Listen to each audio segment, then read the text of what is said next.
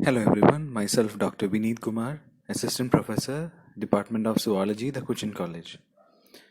Today we are going to see the sense organs which include the compound eyes and statocyst of Penaeus. So first we will see the statocyst. The statocysts are the structures which are related or which function in orienting the organism and also balancing the organism. It consists of a chitinous sac attached to the precoxa of the antenules. As we said in the earlier discussion of appendages, the antenule or the precoxa of the antenule houses this statocyst, and it is a chitinous or the statocyst consists of a chitinous sac, and these chitinous sac, as you see in this particular diagram, so this particular thing, this is the chitinous sac, and you can see that they are innervated by the antennary nerves. You can see these are the antennary nerves which are innervating the antennary nerve which innervate the antenule, as well as the one of the branches, it moves to the end sac. So an enlarged diagram of this particular sac-like structure is given here, and this particular sac, it consists of two parts. One is the sand grains which are present in the center, as you can see, which is marked in the center. Many sand grains are present, and these sand grains are surrounded by the sensory setae. So these black extensions which are seen around the sand grains are called as the sensory setae. So it encloses a central mass of sand grains which is surrounded by sensory setae, and the setae is attached to the wall of the end sac or the statocyst wall. The sensory setae, the enlarged portion of the sensory setae is shown here. So the sensory setae, as you see here, it is having an swollen base, and many many sensory bristles, or the terminal region is having many sensory bristles.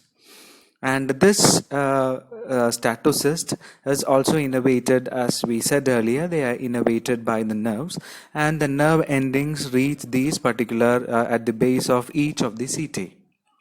So the action potential generated in the bristles of the setae will travel along the setae and move to the antennary nerve to the brain. So these sand grains which are present in the center, they act as statoliths. Statoliths are also seen in other arthropods. In other arthropods, they are calcium crystals, but in the case of Penaeus, it is sand grains. So they help in balancing the organ and also or the organism, and also orienting the organism. So what happens here is how this particular statocyst balances or orients the organism is that when there is a change in swimming position, there will be the displacement of the sand grains which is present. Displacement of the sand grains which is present inside the end sac. The sand grains displaces with the change in position of the animal, and the change in position of the sand grains, when sand grains change in position as it is surrounded by the setae, the sand grains touches the sensory setae to which side it is being displaced, and the setae, according to the side where the sand grains reaches, the setae will transmit impulses to the brain, and thus it helps to orient the organism. So this is how one of the sense organs in Penaeus, which is called as a statocyst, work. So this is a balancing organ which is seen in the precoxa of the antenules. The structure is quite simple. The end sac, it encloses a central sand grain and surrounded by the sensory setae. The change in position of the sand grains will be the impulses will be taken up by the sensory setae will give the impulses to the brain, and accordingly the brain will balance the body of the organism. So that's with the statocyst, and next we are directly moving on to the compound eyes. So compound eyes of Penaeus, they are stalked movable compound eyes which are present at the base of the rostrum. The compound eye is formed of about 2000 to 2500 light perceiving units which are called as ommatidia. So you can see this particular diagram. So you might have seen many diagram of the compound eye, and each of this. So if you take this particular diagram, this particular each cell in this particular diagram represents an ommatidium. Each cell is an ommatidium. So a compound eye will have something around 2000 to 2500 light perceiving units, which are called as the ommatidia. Adjacent ommatidia are separated by the pigmented layer, and we'll see the details later. And each ommatidia has its own light focusing apparatus and also a light transmitting system, the photoreceptor cells, the field of vision, etc. The ommatidium is specialized for refracting light and also for eliciting the sensory responses. So now we will directly move on to the structure of the ommatidium. So I'll be describing the structure of the ommatidium with a diagram. So you can read the notes which will be given with this. So coming to the structure of the ommatidium, so you can see here the structure of the ommatidium. So here in this particular diagram, which is shown here, you can see that this is a section of the compound eye. Here, each of this which I am pointing, it represents single ommatidia, and some group of 3 ommatidia has been enlarged and shown in this particular area. So first we'll see the structure of ommatidium. So in this particular diagram, you can see 3 ommatidia which are given here. And the structure of the ommatidium, if we start from outside, the outside what we see in the compound eyes is nothing but the outer layer, which is called as the cornea. So each ommatidium will have its own cornea, and this cornea is secreted by, or it is generally secreted by the cells which are lying just below the corneal layer, which are called as the corneagen cells. As shown in the diagram, you can see the topmost one is cornea and the lowermost one is the corneagen cells. Corneagen cells which secretes the cornea. So the corneagen cells secrete as cornea is replaced in every molting. The corneagen cell secretes new cornea after or during each molt. Below this particular corneagen layer, you can see a set of 4 cells. So this is the set of 4 cells. The cross section is given here. This is a set of 4 cells, and this is the region which is shown here. In cross section, we can see only like this, a set of 4 cells which are usually called as the cone cells. They are known by different terms. They are called as either cone cells or vitrillae, or they are also called as Semper cells. They are also called as Semper cells. So they are usually given or known by 3 names. Generally, they are called as cone cells or vitrillae.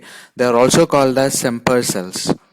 So these are the cone cells, and you can see a pink color in each ommatidia, or in each at the center of the 4 cone cells. So these cone cells, so they are called cone cells because their structure is peculiar. As you can see in the cross section, in the upper part they appear to be circular. There will be 4 cells like this. You can see 4 cells like this, and in the center you have a space. And these 4 cells are tapering towards the other end.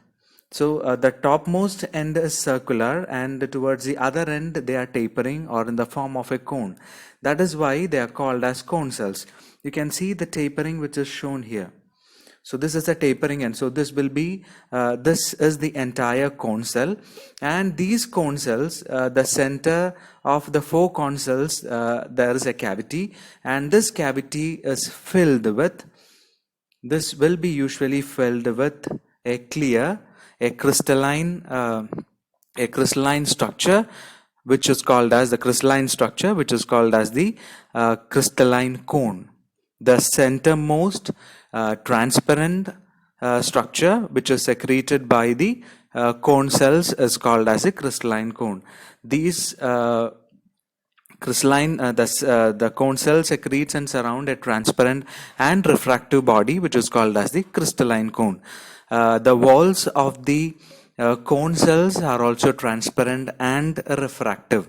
They are also transparent and refractive, and the inside the secretion of the cone cells are also transparent, which are called as the crystalline cone. They are called as crystalline cone because of their particular shape.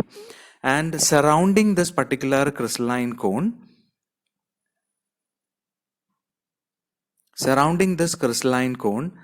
this will be usually shielded by pigment cells. And these are termed as primary pigment cells, or sometimes referred to as the iris pigment cells. You can see here. So this is the iris pigment cells, or sometimes referred to as the primary pigment cells. So the primary pigment cells, they contain the cells called as the chromatophores, and these cells line the transparent cone cells. On every side of the cone cells you can see. So this side also you will be seeing the pigmented cells. So on the entire surface of the cone it will be covered by this particular pigmented cells. These pigmented cells are variously called as iris pigment or primary pigment. So below this till this region, from the cornea to this particular crystalline cone, at the base of the crystalline cone, this region is the light focusing apparatus. It is in this region the light which is falling on the cornea is focused into the interior, and this particular structure starting from the cornea adjacent cells, followed by the cone cells, and inside the crystalline cone and the primary pigmented cells, together it is called as the focusing unit, or also called as the dioptrical region. They are also called as the dioptrical region or the focusing unit of the ommatidia. So this much, or you can see here, this particular region till here, it is called as the dioptrical region or the focusing unit of the ommatidia, and the rest of the region is where the light is perceived by the ommatidia, and this light perceiving region is called as the receptor region. It is called as a receptor region. So now we are going to see what are the structures which are present in the receptor region. So just below the cone cells, there is a set of either 7 or 8 cells, and these 7 or 8 cells are neuronal cells. They are neuronal cells, and they are referred to as these neuronal cells are referred to as the retinal cells. Okay, these retinal cells, they are neurons. They are neuronal cells. There will be something around 7 to 8 of such cells, and together these structures, that is the remaining part, below the cone cells we see 7 to 8 elongated photoreceptor neuronal cells, which are called as either retinular cells or retinal cells. And these retinal cells or the retinular cells, these contained the light sensitive pigment which is called as the rhodopsin. The speciality of the light sensitive pigment is that this particular pigment changes its structure depending upon the intensity of light which falls onto this receptor region, and the change in the structure of this particular rhodopsin is taken up by the neuronal cells, and that impulse, that is what structural change has happened to this rhodopsin, is perceived by the neuronal cells and taken to the brain through the optic nerve, and that is perceived by the brain, and that is used for the image perception. Coming to the inner border of this particular retinal cells, so here you can see the group of retinal neurons. Here also, as we said in the case of the cone cells, these cells, the center region is a cavity, and this particular cavity is usually lined by this cavity of these particular, or the inner border of this retinal cells are lined by light sensitive and refractive structures which are called as the rhabdomeres. So here you can see rhabdomeres inside, or which is seen inside of the or the inside cavity of the retinular cells. So the retinular cells, they are neurons, and they form, or 7 to 8 of such neurons, they form a ring-like structure with a cavity at the center. And this cavity, or the inner lining of the cavity, is called as the light sensitive and refractive structures called as the rhabdomeres. So now we will see the structure of the rhabdomeres. So these rhabdomeres, as we said earlier, because they are neurons, the inside lining of this rhabdomeres are nothing but the dendrites of these neurons, and they are present in the form of, these dendrites are present in the form of parallel microvilli, and the visual pigment, as we said earlier, this retinal cells contain the rhodopsin, and it is contained in this particular structure in the microvilli. Microvilli is nothing but the dendritic extensions in the form of microvilli, and this is called as the, and this particular structures are called as the rhabdomeres, and they contain the visual pigment called as rhodopsin. And throughout this entire structure, throughout the entire structure means starting from here till here, till the end of these particular neurons, the internal lining, or the inner lining of these particular cavity, you can see this rhabdomeres, and together the rhabdomeres is given a single terminology, and that is called as the rhabdome. So rhabdome is the individually all the rhabdomeres together is referred to a structure which is called as a rhabdome. So rhabdomere is singular, and the rhabdome is the collective rhabdomeres which are seen in the inner lining of the retinal cells or the retinular cells. So the retinular cells, as we said in the case of our corn cells, as you see here, this is also here also you can see pigments surrounding these cells which cover the entire surface of the cells, and this pigment is referred to as either as a secondary pigment or a retinal pigment. And each ommatidium, you can see here, it is resting on a basement membrane. It is held on a basement membrane, and the nerve or the axons from this particular retinal cells, they come and join an optic ganglia, and optic ganglia is here. So this is the cell bodies of many neurons here. So axons from the retinal cells join the optic ganglia, and from there they move as a common nerve which is called as the optic nerve. And optic nerve, it ends in the brain, where the visual sensation or the impulses from the retinular cells or the retinular cells are taken up by the neurons to the optic ganglia, and from the optic ganglia to the optic nerve, from the optic nerve to the brain, where the image or the light is perceived. So this is regarding the general structure of an ommatidium. So to make a recap of this particular structure, an ommatidium consists of mainly, you can divide the ommatidium into two regions. The one region is called as the focusing unit or the dioptrical region, and the second region called as the receptor region. The outermost layer is called as the cornea. The cornea, as we said, it is not movable. As a result, there is no focusing.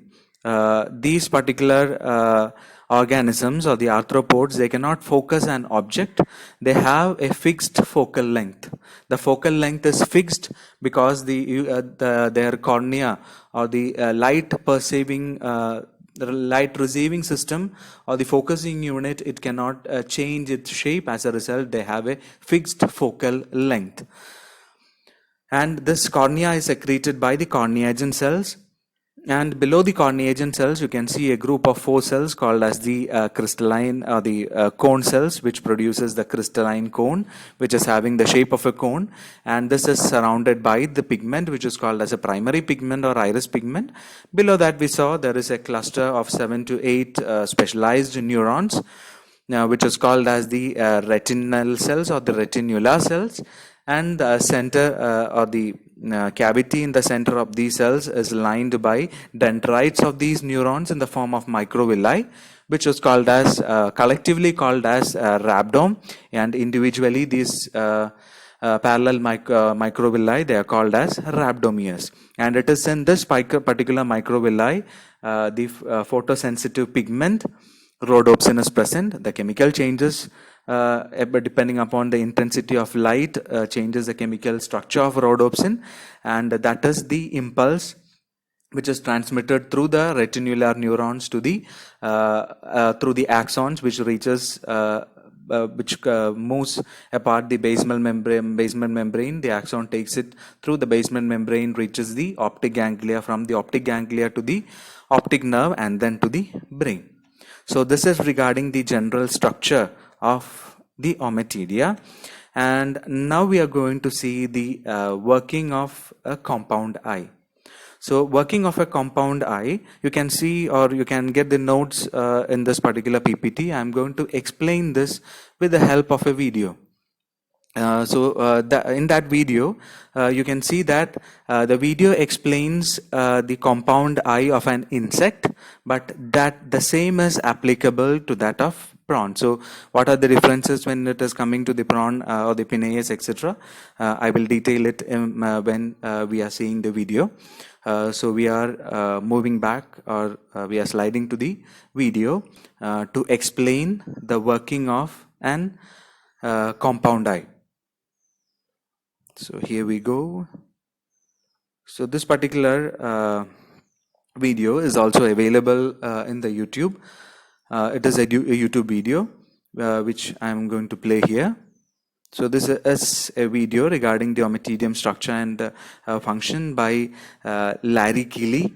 I acknowledge him because this is a wonderful video. As you know, there are many videos which is available in the YouTube, but this is a wonderful video which clearly explains the mechanism by which a compound eye works.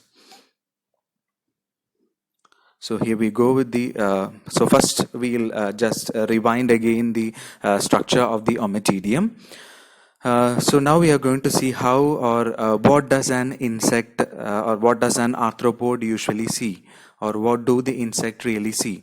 So we think that the insect or the arthropods usually see through the compound eye in such a manner. That means each compound eye is acting as an individual eye, and this will be the case.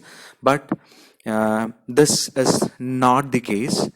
So this is what you see. This is how an insect will be seeing what is written like this. Okay. So now we are going to explain how this occurs. So here you can see, so as I said, this explains with the insect, but it is applied to arthropods also. So here you can see the compound eye. So these facets are nothing but the, they are called as facets, individual facets, and these facets, single facelets, they are called as the ommatidium. And the facet is nothing but the outer layer is the cornea, which we see. So this is the ommatidium, and we are going to see the structure of the ommatidium. As we said, you have the focusing unit and also detecting unit. You can see the cornea, which is secreted by that brown color corneagen cells. They secrete this particular corneal cells. And below this corneal cells, you can see that blue color structure. And that blue color structure is nothing but the cone cells.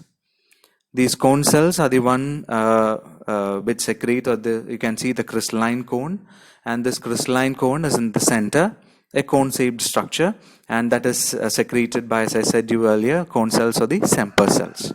So you can see light is being focused by the focusing unit into the receptor unit.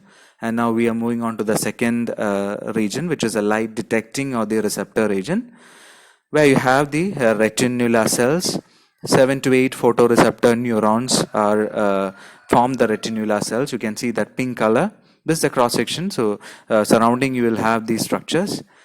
And now we'll see the inner lining of this, which is called as the rhabdomeres, as I said earlier.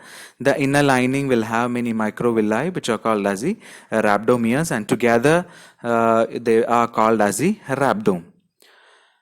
And these rhabdome, you can see the microvilli now. The inner surface is studded with microvilli containing the visual pigment, which is the rhodopsin. So this is the structure of the rhabdomere, and the entire structure is from the pink top to bottom, they are called as the rhabdome. And now we are going to see in the next how light falls, and it is reaching the here you can see how the light is being perceived by the cornea and it is being directed. So you can see that ash or the gray color is nothing but the pigmented cells. As I said, the pigmented cells will be covering. There is a primary pigmented cells in the focusing unit and the secondary in the secondary pigmented cells in the receptor region. You can see the basement membrane, axons moving on. Axons reaches the optic ganglion. From the optic ganglia, it moves to the optic nerve and then to the brain. So now we are going to see the mechanism of working of this compound eyes. So insect vision. So here we are going to talk about two types of ommatidia. So two types in the sense the basic structure is the same, but there are some differences in the its structure. So we'll come to that now. So coming to the insect vision, we are now going to talk about an ommatidium, which is a four-topic ommatidium. So four-topic ommatidium is nothing but the ommatidium which we explained in the previous session. That is an four-topic ommatidium, and this four-topic ommatidium is the one which helps the organisms to see or to perceive the vision or the image in bright light. This works only in the insects or the arthropods which are active during the day. They are having this four-topic ommatidium. This is also called as an apposition ommatidium because you can see that, as we described earlier, here the cone cells, the cone cell as well as the our retinular cells, they are closely opposed. That is, cone cell sits over the retinular cells, and because they are closely placed, because the cone cells and the retinular cells, they are closely placed, they are positioned very close. This is also called as an apposition. And that is why the term apposition ommatidium is given for this particular ommatidium, the four-topic ommatidium. So here you can see in this four-topic ommatidium, as I said earlier, the cone cells, the crystalline cone, as well as the neurons, as the cone cells and the crystalline cone, they are transparent in nature. And because they are transparent in nature, when light falls on this particular crystalline cone, there are chances that it might diffract to the other ommatidia, because the other ommatidia are sitting just neighboring to this particular ommatidia. But what happens in such an ommatidium, as you see here, light, because the pigmented cells are covering the entire ommatidium, you can see the arrows are moving. Because the pigmented cells are present, it will not allow light to diffract to the neighboring ommatidium. As a result, each ommatidium will be acting as individual components. So see the diagram, every ommatidium is having this particular pigmented cells which is restricting the diffraction of light to the neighboring one. As a result, each ommatidium will behave as individual unit, and the receptor receives the light which is falling only on its cornea. Because light is not being diffracted in this particular case, only the light which is falling on the cornea of that particular ommatidium will be perceived by that particular ommatidium. In this case, because each ommatidium is individual, when a particular in such a type of compound eye, when it sees an object, it will be perceiving the individual ommatidia will be perceiving individual object, and thus you can see a mosaic, the mosaic pattern of the image will be formed in the case, and that is why it is called as a mosaic vision. Now we are moving on to the second type, which is called as the scotopic ommatidium, and this is the type of ommatidium that is present in Penaeus, because they can see both in day as well as in dim light. So the arthropods, which have the vision for both day as well as the bright light and dim light, they will be having this particular ommatidia in their compound eye, which is called as scotopic ommatidium. So you can see here, this is not a position. Here, this retinula cells, they secrete a particular bridge between the corn cells and the retinula cells. It is called as a clear zone, which is a transparent structure, which is a transparent, that's why it is called as a crystalline tract. It is a bridge that connects the corn cells as well as the retinula cells. So this is the only difference between a photopic and a scotopic ommatidia. The rest is the same. And another thing or important feature of a scotopic ommatidia is that a scotopic ommatidia is sensitive to the difference in the intensity of light. It changes its structure or changes its pattern with the change in the intensity of light. So this is, we are going to see the different situations, how this is being, so in bright light you can see, in bright light, the scotopic ommatidia works similar to that of the photopic ommatidia, where you can see the pigmented cells line the entire ommatidia, and hence there is no diffraction of light. And each individual ommatidia will be behaving as independent units, and they will provide or they will form a mosaic image as that of a photopic ommatidia. So the difference comes in dim light for a scotopic ommatidia. So here you can see the shielding pigmented cells are present. As a result, you can see the arrows of light, it does not move, because even though the cone cell is transparent, the pigmented cells are restricting the entry or diffraction of light into the neighboring ommatidia. So now coming to the next set, what is happening to a scotopic ommatidium in darkness. So in darkness or in dim light, what happens is the pigmented cells, they contract. They contract in the sense the primary pigmented cells move to the region of the cornea, the other one move to the region of the retinal cells. As a result, your crystalline, the crystalline bridge is now free, or the crystalline tract is now free, and see how the light is moving. So the light moves in every direction from the crystalline cone. The focusing unit is a crystalline cone. It brings the light into the receptor site, and when it brings light into the receptor site, you can see, because there is a crystalline bridge and there is no shielding of the pigments, the light moves directly to the receptor region, as well as it will be diffracted to the neighboring ommatidia. As a result, superimposition of images perceived by each ommatidia occurs, and that is why this particular vision is also called as a superimposition. It is also called as superimposed images, or this vision is also called as the superimposed vision. So here you can see why it is called as superimposed. So now you see in bright light, you can see now the pigmented cells are separating individual ommatidia, because they cover the entire ommatidia, and you see the cycles.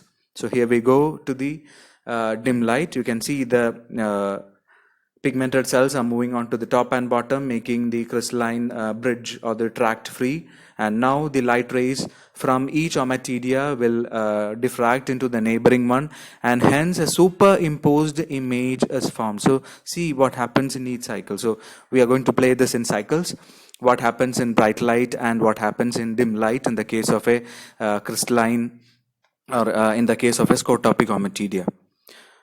So a scotopic ommatidia, so this type of ommatidia is seen in arthropods, which are active during both day and night.